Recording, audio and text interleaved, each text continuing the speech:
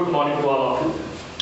आज हम रसायन विज्ञान में पढ़ेंगे परमाणु के बारे में, परमाणु के घटक के बारे में, कक्षा, उपकक्षा और कक्षक के बारे में। लेकिन वीडियो प्रारंभ करने से पहले मैं आप लोगों से एक बात कहना चाहता हूँ कि हम लोग इतनी परिश्रम करके, इतना मेहनत करके आप लोगों के लिए वीडियो बना रहे हैं, PDF उपलब्ध करा रहे हैं, लेकिन बहुत से ऐसे बच्चे हैं जो अभी तक वीडियो को पूरा देख नहीं रहे हैं, चैनल सब्सक्राइब नहीं किया है। तो अगर ऐसा आप कर रहे हैं तो आप अपने आप के साथ धोखा कर रहे हैं। ऐसा ना करें ताकि आपका भविष्य उज्जवल हो आने वाले समय में। इसलिए कृपया वीडियो को पूरा देखें। तो आइए आप पढ़ाई प्रारंभ करते हैं। सबसे पहले हम पढ़ेंगे परमाणु के बारे में कि परमाणु क्या है। परमाणु, याद रखिएगा, दुनिया में जितने भी पदार्थ पाए जाते हैं उन सारे पदार्थों का सबसे छोटी इकाई जो है, जिनसे वो पदार्थ मिलकर एक एक इकाई से बना है, वो क्या है? परमाणु है। मतलब बगैर परमाणु के किसी चीज की संरचना संभव नहीं है। इसलिए हर एक चीज काहे से बनी है? परमाणुओं से मिलकर बनी है। तो परमाणु क्या है? किसी तत्व के वे सूक्ष्मतम कण, किसी पदार्थ के वे सूक्ष्मतम कण, ठीक है, उनसे कोई छोटा कण नहीं होता है, और जो अविभाज्य होते हैं, जिन्हें विभाजित नहीं किया जा सकता है। बात क्लियर हो गई? वो क्या कहलाते हैं? परमाणु कहलाते हैं। ये तो परमाणु की परिभाषा हो गई। अब द्रव्यमान के हिसाब से और साइज के हिसाब से सबसे छोटा अभी तक का जो परमाणु है वो है हाइड्रोजन, जो कि नंबर 1 पे आता है। प्रतीक H होता है। प्रतीक क्या होता है? H होता है। परमाणु क्रमांक कितना होता है? 1 होता है। और सबसे छोटा कौन सा है? हाइड्रोजन है। साइज के हिसाब से भी और द्रव्यमान के हिसाब से भी सबसे छोटा कौन है? हाइड्रोजन है। याद रखिएगा, ठीक है। परमाणु वैसे तो बहुत से तत्व 116 से 118 तत्व करीब अभी तक खोजे जा चुके हैं, ठीक है। आवर्त सारणी में इनको क्रमबद्ध, इनके अध्ययन के लिए, इनको कहा सुविधाजनक अध्ययन के लिए एक सारणी बनाई गई, जिसे हम क्या कहते हैं? आवर्त सारणी। उन्हीं में सारे तत्वों को उनके परमाणु क्रमांक के बढ़ते हुए क्रम में रखा गया है, ठीक है। तो वो तो अलग मैटर हो गया, लेकिन हम परमाणु के बारे में क्लियर कर लिए कि परमाणु क्या है? किसी पदार्थ के वे सूक्ष्मतम कण हैं जिन्हें तोड़ा नहीं जा सकता है, विभाजित नहीं किया जा सकता है। वे क्या होते हैं? परमाणु होते हैं। और सबसे छोटा परमाणु अभी तक का कौन है? हाइड्रोजन है। साइज के हिसाब से भी, बाहर के हिसाब से भी, ठीक है। अब हम बात करते हैं परमाणु के घटक। घटक का मतलब है कि वो जिन चीजों से मिलकर बना हो, वो क्या होते हैं? उसके घटक होते हैं। जैसे छोटा सा एग्जांपल लेते हैं, हमारा शरीर। तो हमारे शरीर में खाली एक चीज तो नहीं है, कार्बन है ना, अच्छे समझिएगा, ऑक्सीजन भी है, ब्लड भी है। तो बहुत सी सारी चीजों का मिश्रण, हमारा शरीर क्या है? बहुत से सारी चीजों से मिलकर बना हुआ है। वैसे जो परमाणु होता है ये भी कुछ चीजों से मिलकर ही बना है। तो इसमें सबसे मेन 3 होते हैं। कौन से? इलेक्ट्रॉन, प्रोटॉन और न्यूट्रॉन। ये क्या कहलाते हैं? मूल कण। अर्थात परमाणु की संरचना में भाग लेने वाले जो कण होते हैं उन्हें हम क्या कहते हैं? मूल कण कहते हैं। और ये 3 प्रकार के होते हैं, इलेक्ट्रॉन, प्रोटॉन और न्यूट्रॉन। याद रखिएगा, 3 प्रकार के क्या होते हैं? मूल कण होते हैं, जिनके द्वारा किसकी संरचना बनती है? परमाणु की। तो इन्हें हम क्या कहते हैं? मूल कण कहते हैं। तो यहाँ पे मूल कण की भी परिभाषा आ गई है, और आप ये भी जान रहे हैं कि परमाणु की संरचना किन कणों से होती है। तो याद रखिएगा, परमाणु के मेन 3 ही हमारे घटक हैं, इलेक्ट्रॉन, प्रोटॉन और न्यूट्रॉन। इन तीनों के द्वारा किसका? परमाणु का निर्माण होता है। याद रखिएगा। अब हमको ये समझना है कि ये तीनों घटक होते कैसे हैं। तो परमाणु हमारा 2 भागों से मिलकर बना है। याद रखिएगा, परमाणु कितने भागों से मिलकर बना है? 2 भागों से। एक होता है परमाणु का केंद्रीय भाग, बीचों बीच का भाग। याद रखिएगा, परमाणु का केंद्रीय भाग, बीचों बीच का भाग, जिस पर परमाणु का समस्त द्रव्यमान केंद्रित माना जाता है। परमाणु का जितना भी द्रव्यमान है वो इस बीचों बीच के भाग पे ही केंद्रित माना जाता है। इस सूक्ष्म भाग को, ये बहुत ही छोटा होता है, इस सूक्ष्म भाग को हम क्या कहते हैं? नाभिक कहते हैं। और ये कैसा होता है? धनावेशित होता है। ये सूक्ष्म भाग हमारा क्या है? नाभिक है। और ये कैसा होता है? धनावेशित होता है। याद रखिएगा, ये कैसा होता है? धनावेशित। हमेशा याद रखिएगा, ठीक है। तो पहला परमाणु का भाग आपने कौन सा पढ़ा? केंद्रीय भाग, जिस पर उसका समस्त द्रव्यमान क्या माना जाता है? केंद्रित माना जाता है। और वो कैसा होता है? धनावेशित होता है। उस भाग को हम क्या कहते हैं? नाभिक कहते हैं। इसकी खोज रदरफोर्ड ने की, है ना। अब इसके चारों ओर का ऋणावेशित भाग, ये इसके चारों ओर का एक और भाग है जो कैसा है? ऋणावेशित है। जो कैसा है? ऋणावेशित है। ये सारा भाग, ये सारा भाग याद रखिएगा, ये भाग हमारा कैसा भाग है? ऋणावेशित। ऋणावेशित भाग है, याद रखिएगा। इस ऋणावेशित भाग इसको क्यों कहा जा रहा है ये भी समझ लीजिए आप। नाभिक के चारों ओर बाहर का जितना भाग है वो कैसा होता है, ऋणावेशित। क्यों? क्योंकि याद रखिएगा इस नाभिक के अंदर दो प्रकार के कण होते हैं, एक न्यूट्रॉन होते हैं और क्या होते हैं, प्रोटॉन। ये दो प्रकार के कण कहां पाए जाते हैं, नाभिक के अंदर पाए जाते हैं। और इसके चारों ओर ऋणावेशित इलेक्ट्रॉन क्या करते हैं, चक्कर लगाते हैं। चारों ओर ऋणावेशित इलेक्ट्रॉन क्या करते हैं, चक्कर लगाते हैं, याद रखिएगा। तो कैसे इलेक्ट्रॉन चक्कर लगा रहे हैं, ऋणावेशित। इलेक्ट्रॉन पर कौन आवेश होता है, ऋणावेश होता है, इसलिए ये भाग कैसा होता है, ऋणावेशित। क्योंकि इसके चारों ओर इलेक्ट्रॉन के ऋणावेश के कारण एक धुंधला सा बादल छाया रहता है, याद रखिएगा। वही क्या है हमारा, इलेक्ट्रॉन अभ्र। वो क्या होता है, इलेक्ट्रॉन अभ्र होता है, याद रखिएगा। हाइड्रोजन परमाणु में सबसे ज्यादा पाया जाता है, ठीक है। तो याद रखिएगा इलेक्ट्रॉन अब इसके चारों ओर पाया जाता है ऋणावेश के कारण, किसके, इलेक्ट्रॉन के। तो ये तीसरे प्रकार के कण हमारे हो गए। जैसा कि हमने आपको बताया था 3 प्रकार के कण परमाणु की संरचना में भाग लेते हैं, इलेक्ट्रॉन, प्रोटॉन और न्यूट्रॉन। तो हमेशा याद रखिएगा न्यूट्रॉन और प्रोटॉन कहां होते हैं, नाभिक के अंदर। न्यूट्रॉन और प्रोटॉन कहां होते हैं, नाभिक के अंदर, याद रखिएगा। इलेक्ट्रॉन कहां होते हैं, नाभिक के चारों ओर के ऋणावेशित क्षेत्र में। उस ऋणावेशित क्षेत्र को हम क्या कहते हैं, कक्षा। तो अब हम एक एक चीज की बात करेंगे, याद रखिएगा।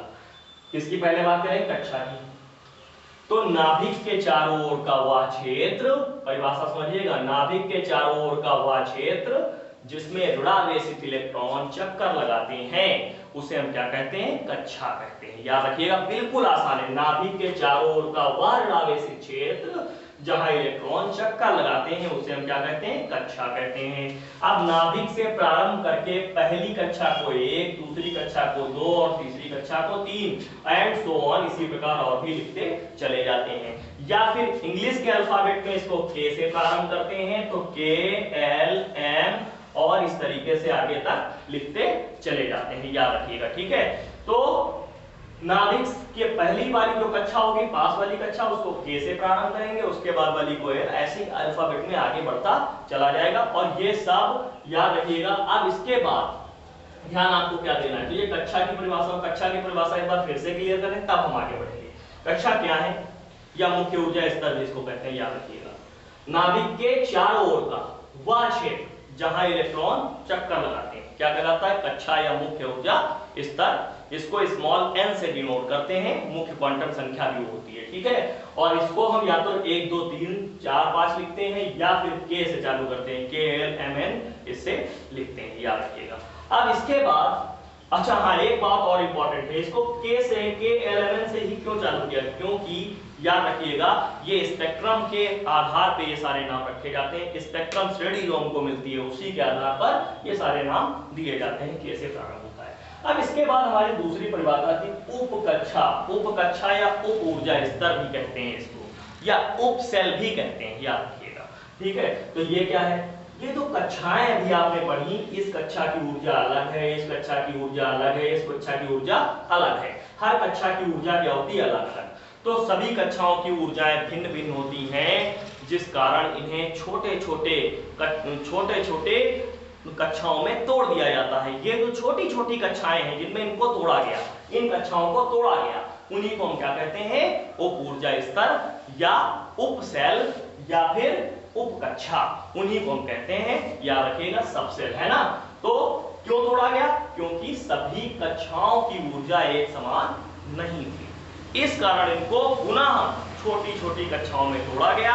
उन छोटी कक्षाओं को हमने क्या कहा, सब सेल, उप ऊर्जा स्तर। अब ये कितने प्रकार के होते हैं, 4 प्रकार के। ये कितने प्रकार के होते हैं, 4 प्रकार के, S, P, D और F, 4 प्रकार के होते हैं, याद रखिएगा।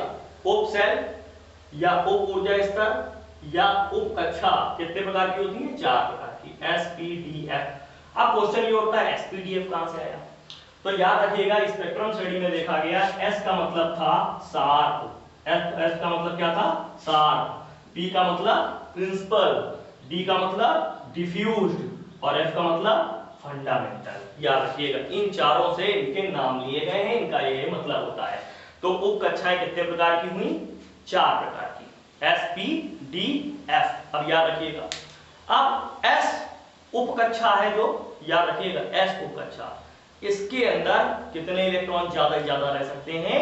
इसके अंदर अधिक से अधिक 2 इलेक्ट्रॉन रह सकते हैं। पी में अधिक से अधिक कितने इलेक्ट्रॉन रह सकते हैं? कितने रह सकते हैं? पी में अधिक से अधिक 6 इलेक्ट्रॉन रह सकते हैं।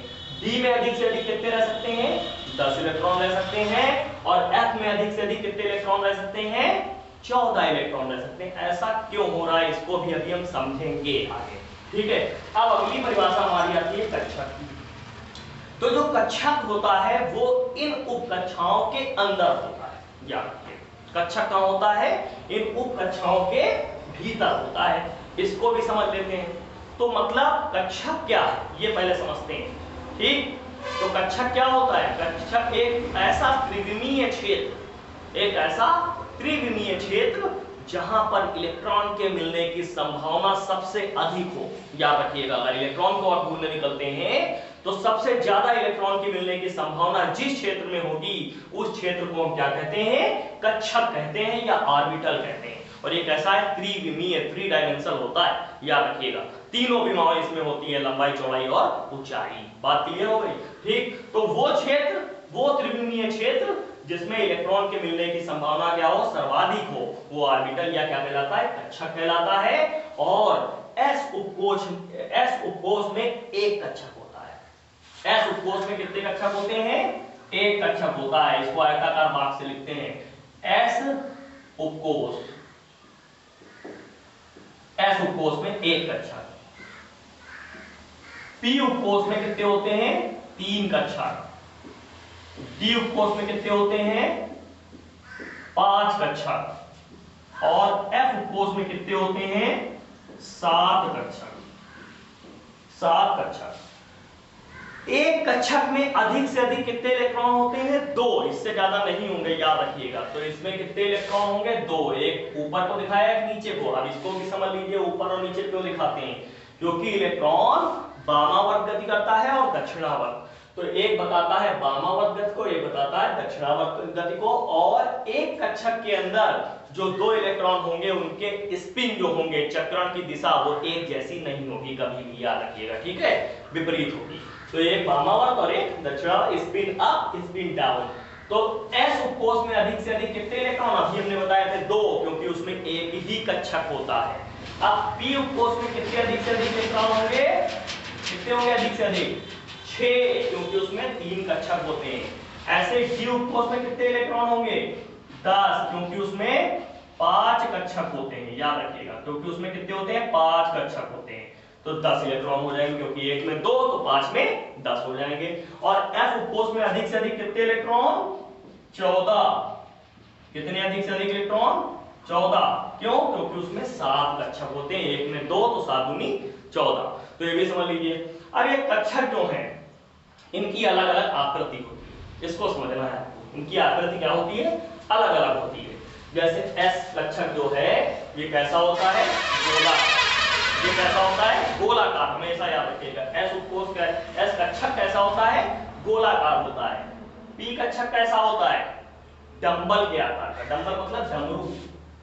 डमरू मतलब समझ रहे हैं आप? देखिए इस तरीके से डमरू के आकार का, ये क्या है? पी कक्षक है। अब ये 3 प्रकार के होते हैं, तो एक होगा पीएक्स, पीवाई और पीजेड, याद रखिएगा। ऐसे ही डी कक्षक कैसा होता है? द्विडंबल, मतलब इसमें 2 डमरू होते हैं, जैसे ये है और एक आपका ये हो गया, तो ये द्विडंबल हो गया। ये कितने प्रकार के हैं? 5 हैं। एक dx होता है, फिर dy होता है, फिर dz होता है, फिर उसके बाद dxy होता है, ऐसे करके 5 प्रकार के। और f कक्षक जो है इसकी आकृति अभी तक याद नहीं, क्योंकि ये बहुत ही जटिल है, इसलिए इसकी आकृति काफी क्या होती है? सम्मिश्रित होती है, काफी जटिल होती है। तो आपने आज के वीडियो में बहुत सारी चीजें पढ़ी, परमाणु पढ़ा, परमाणु के घटक पढ़े। अच्छा, इलेक्ट्रॉन, प्रोटॉन, न्यूट्रॉन के बारे में थोड़ा सा और बता देता हूं। न्यूट्रॉन पर कोई आवेश नहीं होता है और इसकी खोज चैडविक ने की, ठीक है। न्यूट्रॉन पर कोई आवेश नहीं होता है, इसकी खोज किसने की थी? चैडविक ने। ईट पर नाच, ई मतलब इलेक्ट्रॉन, टी मतलब ईट पर नाच। अगर मुझसे अभी गलती हो रही, मैंने चैडविक बोला है, तो देखते हैं यहाँ पर से, शायद हो सकता है गलत बोल रहा हूं, ठीक है। तो ईट पर नाट, ई मतलब इलेक्ट्रॉन, टी मतलब थॉमसन, मतलब इलेक्ट्रॉन की खोज किसने की थी? थॉमसन ने से, है ना। पी मतलब प्रोटॉन, है ना। तो पर रदरफोर्ड मतलब प्रोटॉन की खोज किसने की? रदरफोर्ड ने की, याद रखिएगा। और नाच एन मतलब न्यूट्रॉन, एन मतलब न्यूट्रॉन, ठीक है। तो न्यूट्रॉन की खोज किसने की? न्यूट्रॉन की खोज किसने की? नाच चैडविक ने। न्यूट्रॉन की खोज किसने की? चैडविक ने, याद रखिएगा। तो आपको इस सूत्र से आप इसको याद भी कर सकते हैं। अब इसके बाद हम बता रहे थे आपको कि न्यूट्रॉन जो होता है इस पे कोई चार्ज नहीं होता है, न्यूट्रॉन पर कोई चार्ज नहीं होता है, ठीक है। तो न्यूट्रॉन पर कोई चार्ज नहीं होता है मतलब क्या है? इस पे कोई आवेश नहीं है, जीरो चार्ज, याद रखिएगा। और ये कहाँ रहता है? नाभिक के अंदर। खोज हमने बताई थी आपको किसने की? नाच चैडविक, किसने की? चैडविक ने। अब इसके बाद प्रोटॉन आया हमारा, ठीक है। तो प्रोटॉन कैसा है? धनावेशित कण है। इस पर क्या होता है? इकाई धनावेश होता है और ये नाभिक के अंदर पाया जाता है। इसकी खोज रदरफोर्ड ने की। और इलेक्ट्रॉन इकाई ऋणावेशित कण है। इन दोनों में एक ही अंतर है कि ये धनावेशित है, ये ऋणावेशित है। आवेश सेम होता है, बस धनावेश और ऋणावेश का अंतर होता है। 1.6 × 10⁻⁻19 कूलम ये इनका आवेश होता है। और ये इस पर कैसा होता है? ऋणावेश। इसकी खोज किसने की? ईट थॉम्सन। इलेक्ट्रॉन की खोज किसने की? थॉम्सन ने की, याद रखिएगा। तो आज के वीडियो के लिए इतना काफी है। आप इसको कई बार देखें, फिर मैं आपसे कह रहा हूं ताकि आपको अच्छे से अच्छा समझ में आए।